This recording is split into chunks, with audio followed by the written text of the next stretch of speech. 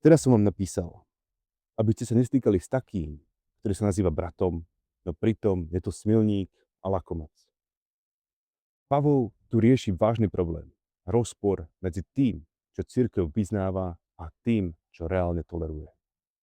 Nejde mu o odsudzovanie sveta, ale o to, aby Boží ľud neospravedlňoval zjavný hriech v rámci vlastného spoločenstva.